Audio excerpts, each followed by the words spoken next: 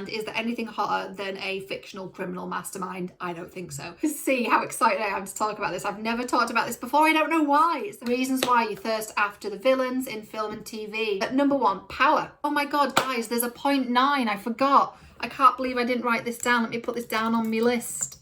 The dark masculine.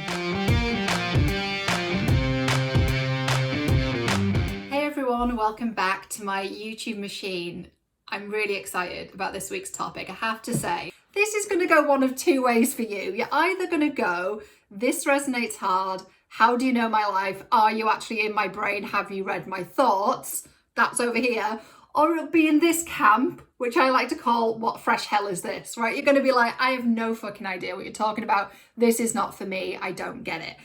Both are completely fine. But if you get it, you're really, really going to resonate. And what I want to talk about is the reason why you thirst after villains from movies and TV. When I say thirst after, this can also mean you empathize with them, you tend to really lean towards liking that particular type of character, and I want to really talk about why that is. Now, I know this is like, I'm going to go full nerd on you today, by the way. Hi, I'm Cheryl, I'm a nerd, if you didn't know already. Maybe I've disguised that over time. I'm going to stop doing that. It's really fucking nerdy, this, but there's a lot of really juicy, deep psychological insights that we can gain from the type of characters we lean towards, sympathize with, and thirst after in a fictional context. And I am passionate about a psychological insight. Now, if you just excuse me for a second, I'm just going to make sure this is straight. I can tell from the wallpaper behind that it's not, and that's going to really like make me twitch a little bit. It's still not fully straight, but we're going to go with it. So what do we mean by this? When you watch a film or a TV series and there's someone in it that's the bad guy or the bad girl, and they're meant to be like the villain, the antagonist, the person that's doing all the bad shit, right? And you're meant to hate them, but you don't. You don't, my friend. Come on over. Come on over to the dark side. You don't hate them. You think they're hot. You like them. You sympathize with them, and you're very much on their side. I may be talking about myself a little bit here. I am talking about myself. But if this resonates with you, then this is for you also. The villain, you sympathize with them. You're like, I don't understand why everyone hates this person. I actually think they're very worthy of sympathy. So that's what I mean by villain. What I see is these characters who are the villains, but they're kind of an anti-hero in that they're a flawed human being, right? And aren't we all a little flawed, and don't we all have good and bad within us anyway, right? So let's go now down the list of reasons. I'm so fucking excited. Can you see how excited I am to talk about this? I've never talked about this before. I don't know why. It's so juicy. I think maybe I should create a new playlist on the channel, especially after last week's video, and the playlist could just be called Why Is This Turning Me On? Right? Because what this is really about is about getting to know ourselves better. And when we can have a better relationship with ourselves and really fully integrate and accept all parts of us, then we become more fully well-rounded human beings. In terms of how this applies to dating drama, it kind of does and it kind of doesn't. So it's not really directly related to a relationship pattern as such, but it is a pattern that you have within yourself related to who you're attracted to. One caveat here too, this should be obvious, but I'm talking about this in the context of fiction. If you find yourself attracted to psychopaths and dating psychopaths in real life, then stop this video and go see someone, because like, I'm not the person for you. We're just talking about this in a fictional context. And the reason this is so juicy and so interesting is fiction is a really beautiful place to play with this, right? I wrote a novel 3.5, nearly 4 years ago now, which did this very thing, and it was very healing for me to integrate that darkness. Anyway, I digress. Reasons why you thirst after the villains in film and TV. Numero uno, we're starting with the numbers again. Number 1, power, right? A lot of villains are very powerful. You don't really see that many villains who don't have any power. I mean, sometimes there's this trope, there's this storyline where they lose their power and they regain their power. That's often linked into it, but often villains are very powerful, right? So what that might tell you about yourself is that power is something you're attracted to. Now, that doesn't necessarily mean you have to date someone who's all powerful or you want to be powerful, and power is such a loaded word anyway. It can mean different things to different people. Power can be quite a gentle thing. You can have a lot of power and presence but not necessarily wield it, right? You can have a lot of influence. Power doesn't have to be this like really aggressive, hard, dark thing. But what I would say about this, and I'm going to talk to sexuality throughout this because it's obviously linked to like what's turning you on, what you're attracted to. With power, there's some really interesting power dynamics at play, particularly when you get into the realm of things like kink and BDSM. So it's kind of like equality in the streets and inequality in the sheets. Do you know what I'm saying? Like that power dynamic in the bedroom can be really hot. So power might be a thing here. Fear. Fear is another reason. So again, this is fictional. Like if you're dating people in real life that you're scared of, there's something else going on here, and that is a counselling issue, that's a psychotherapy issue. I'm not talking about that. But what is really interesting about fear, and I'm sure you've heard everyone talk about the vanilla version, which is fine. I'm sure we need the vanilla version in our lives of like, fear isn't real. Fear stands for face everything and rise. Yeah, it does. And people also say fear and excitement feel really similar in the body. That's also true. And my friends, fear and arousal feel really, really similar in the body. Now, again, don't date people in real life that you're scared of. That's the problem, right? That's not healthy. It's dysfunctional. But there is a subset of the BDSM community called edge play. Now, don't try this at home unless you're experienced with this, you've researched it, you're safe, sane, consensual, all of that. But edge play is when you start to really create this this false sense of fear, this feeling of fear when actually there is safety there, right? It could be that that's what you're feeling the fear, and then that feels like arousal, right? So there could be something there for you to play with a partner who's safe, sane and consensual. Again, don't try any of this at home without doing your own research, right? Like use your own judgment. Another thing to keep in mind too is villains are often quite sadistic. And again, we're going onto the kink side of this, right? Sadism and masochism and bondage and discipline are very interlinked. So if villains are quite sadistic, it could be that you might be masochistic, or you might be sadistic yourself.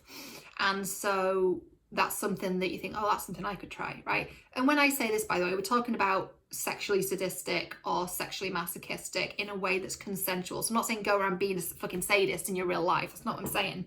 But that might be something that you want to play with behind closed doors. Now, you might be like, that's all well and good, Cheryl, but I don't have a partner. Fine.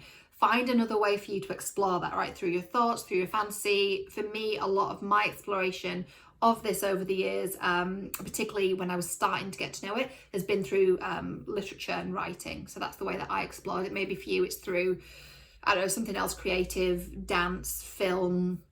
Maybe you do filming and photography yourself. Maybe it's art, maybe it's drawing. I don't know what it is for you. Maybe it's music, but you find a way to express that and channel that and plug into that, even if you're not with a partner at the moment, right?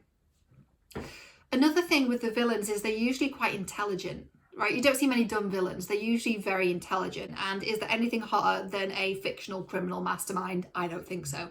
They're usually very, very, very smart. So it could be that you really value intelligence, right? And that's no bad thing, and there's certainly no shame in that. Another thing is there's this kind of thing of like the underdog and the tragic backstory. So it could be that you're rooting for the person who's had a really hard time of it. And what we're seeing more and more, as I referenced, is that we're seeing these villains who are not like these two-dimensional cartoonish villains that like cackle and they're like comically evil, because there's nothing really that exciting about that or that relatable about that. We're seeing these fully fleshed out people who perhaps were good at some point and then they turned into really awful people.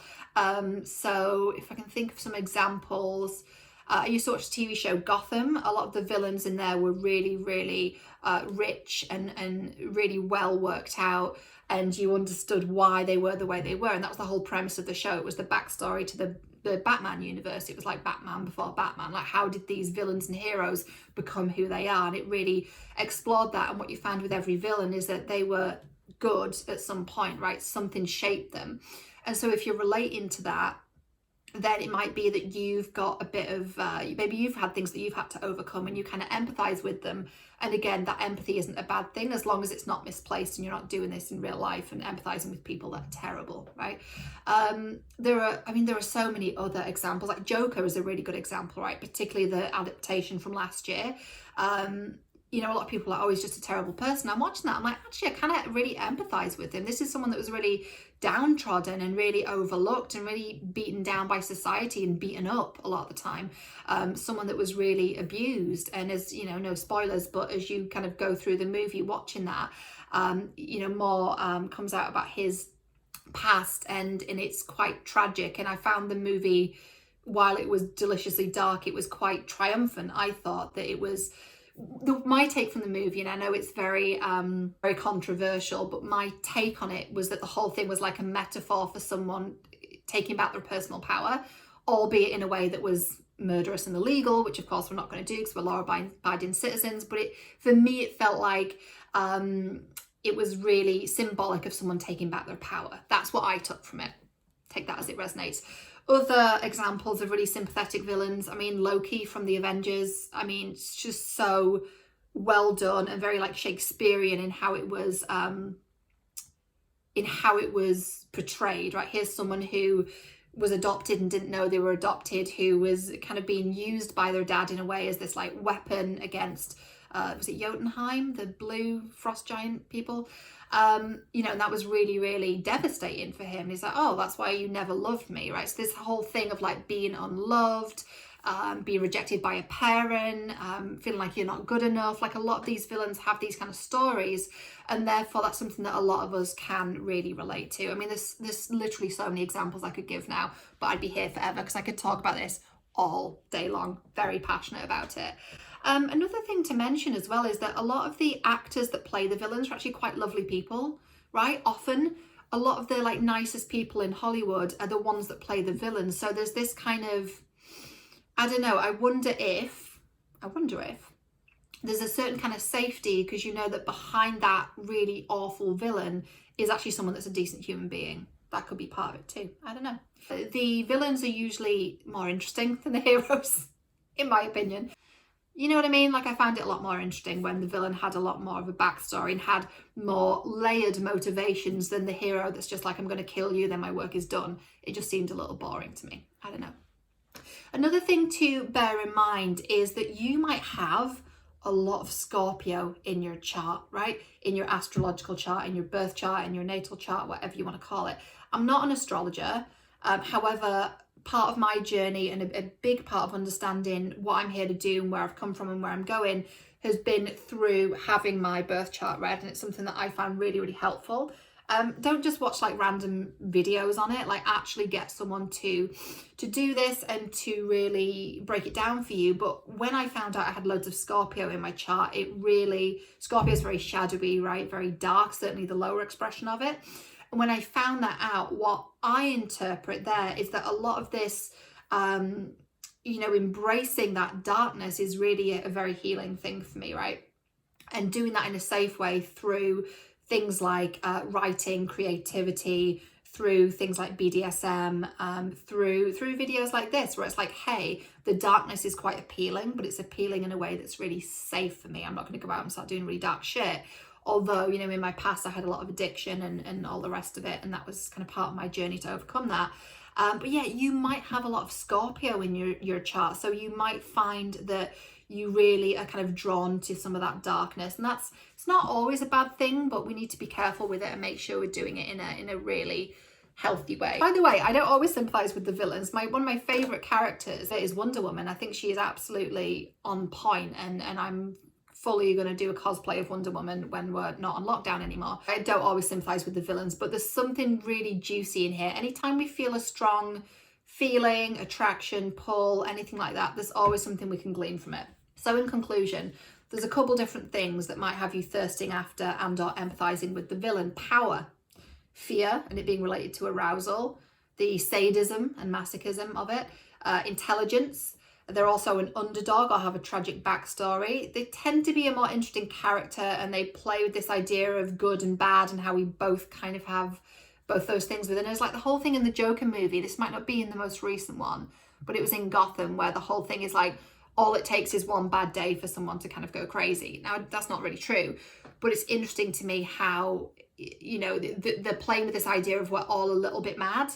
And I find that kind of appealing. I don't know. Actors who play villains are usually quite lovely people, generally speaking. And also you may have a lot of Scorpio in your chart and really be at one with the darkness, which is really no bad thing. So we have, I think, 8 reasons why you thirst after the villains. I hope this was helpful. Embrace it about yourself. Don't let it get out of hand and get carried away with it. And don't date psychopaths in real life, obviously. But there's something really beautiful about accepting that darker part of you. Oh my God, guys, there's a 0.9. I forgot. I can't believe I didn't write this down. Let me put this down on my list. The dark masculine. Don't know why I became really, really northern then. The dark masculine. So there is a book called The Way of the Superior Man. Haven't read it. Haven't read it. But I have read a chapter of it.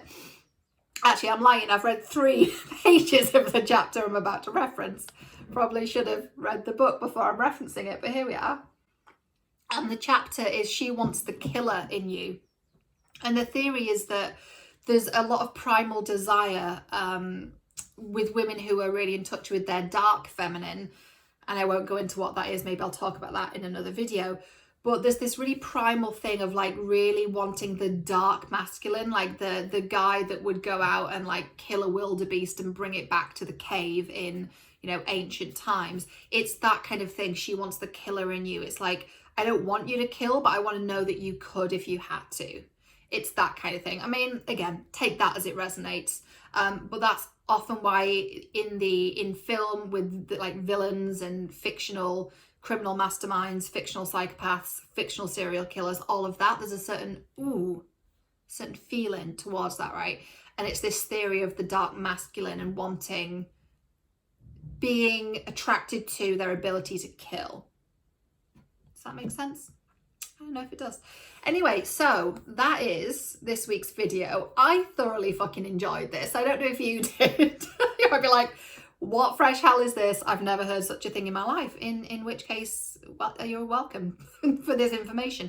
And for those of you that really, really get this, I just want you to feel really seen and really heard and really understood and really acknowledged and validated. Because honestly, this is something I really struggled with and battled with for such a long time, and really not just hid it from the world, but kind of hid it from myself. I didn't want to be accepting of that part of myself. And what I found through a lot of different fandoms that I was in over the years, which, you know, my partner fantasy relationships got very out of control during that time. But what I found was there's a lot of community to be found in fandom. So movies and TV shows, Comic Cons and all of that. There's a lot of community in there. And actually that community is what was very healing for me, rather than just writing the material. Anyway, that's your video for this week. Maybe it resonated, maybe it didn't. But I hope you're well. I hope you're okay. I hope this was interesting. I love you all very, very much, and I will see you next week.